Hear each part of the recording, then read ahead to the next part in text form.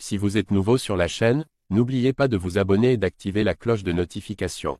On commence. À l'image d'un Khabib Nurmagomedov ou d'un Charles Oliveira, Benoît Saint-Denis est un combattant mais aussi un croyant. Il se sert de la foi pour être bon dans la cage, et il s'est exprimé à ce sujet dans une interview passionnante. Grâce à ses dernières victoires, et notamment celle lors du second UFC Paris, Benoît Saint-Denis s'est imposé comme une véritable star du MMA français. Le poids léger monte toujours dans la cage avec l'intention de détruire son adversaire, et c'est ce qui plaît tant à un public avide de spectacle. Avec le God of War, impossible de s'ennuyer pendant un combat. Malgré ça, quelques réfractaires hésitent toujours à sauter pleinement dans le train puisqu'ils ont de gros doutes à son sujet.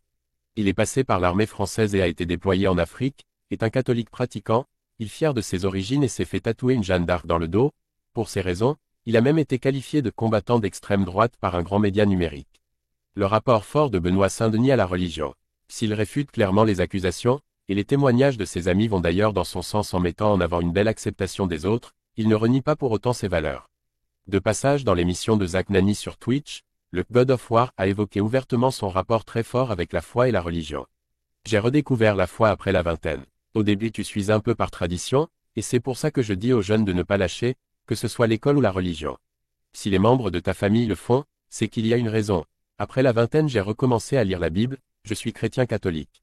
J'étais déjà dans l'armée et les forces spéciales. Aujourd'hui la religion m'aide pleinement. Je pense que toutes les religions, quand elles sont bien pratiquées, sont intéressantes et permettent l'épanouissement. Mais pour cela, la personne qui transmet le savoir doit être compétente. Ça ne peut pas être n'importe qui sinon il y a des dérives.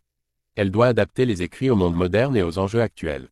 Je suis persuadé que ça m'aide dans mes prestations. Je ne dis pas que tu ne peux pas être battu parce que Dieu est avec toi, mais tu arrives dans la cage en pleine confiance. Toutes les religions mettent en avant l'humilité. Donc tu es bien préparé, le staff a fait son boulot, quand tu es croyant et que tu sais ça, tu n'as pas de doute à avoir. Si en plus t'es heureux dans ta vie, tu traites bien tes amis, ça ne peut qu'aller bien. Les combattants UFC qui misent autant sur la foi que sur leur talent sont nombreux, et BSD en fait partie. Comme il l'explique, sans se sentir invincible, il en tire assez de confiance pour monter dans la cage sans crainte.